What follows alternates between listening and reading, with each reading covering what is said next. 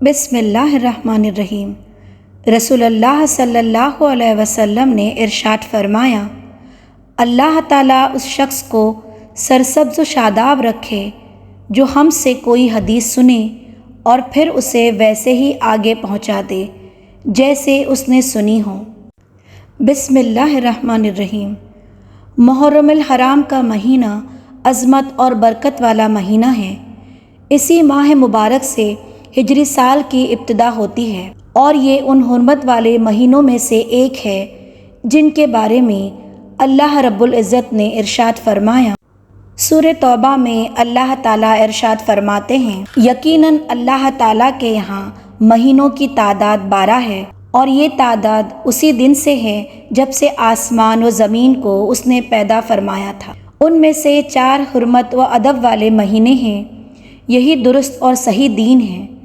تم ان مہینوں میں اپنی جانوں پر ظلم و ستم نہ کرو اور تم تمام مشرکوں سے جہاد کرو جیسے کہ وہ تم سب سے لڑتے ہیں، اور جان لو کہ اللہ تعالیٰ متقین کے ساتھ ہے۔ محرم الحرام اسلامی سال کا یہ مبارک مہینہ اپنے دامن میں ڈھیر ساری رحمتیں اور برکتیں سموئے ہوئے ہیں۔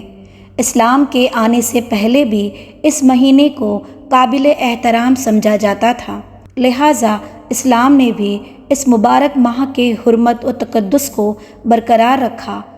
اس مہینے میں جنگ و جدال کو ممنوع قرار دیا۔ اسی حرمت و تقدس کی وجہ سے اسے محرم الحرام کہتے ہیں۔ محرم الحرام کے اس مہینے کی فضیلت یہ ہے کہ اسے رسول اللہ صلی اللہ علیہ وسلم نے اللہ کا مہینہ کہا ہے، اور اس کے روزوں کو آپ نے رمضان المبارک کے روزوں کے بعد سب سے افضل روزے قرار دیا ہے۔ جیسے فرض نمازوں کے بعد تہجد کی نماز کو سب سے افضل نماز قرار دیا گیا ہے۔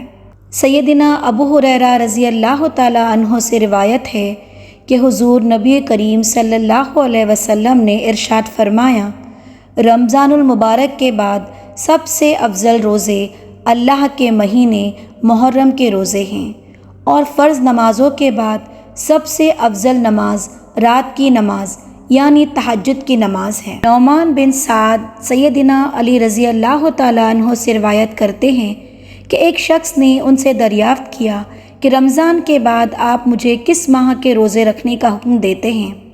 انہوں نے فرمایا، میں نے ایک آدمی کے سوا کسی کو اس بارے میں سوال کرتے نہیں سنا۔ اس شخص کو میں نے رسول اللہ صلی اللہ علیہ وسلم سے دریافت کرتے ہوئے سنا، اس حال میں کہ میں رسول اللہ صلی اللہ علیہ وسلم کے پاس بیٹھا ہوا تھا۔ اس نے عرض کیا، یا رسول اللہ صلی اللہ علیہ وسلم، رمضان کے بعد آپ مجھے کس ماہ کے روزے رکھنے کا حکم دیتے ہیں؟ رسول اللہ صلی اللہ علیہ وسلم نے ارشاد فرمایا، اگر رمضان کے بعد روزے رکھنا چاہو تو محرم کے روزے رکھو، کیونکہ یہ اللہ کا مہینہ ہے۔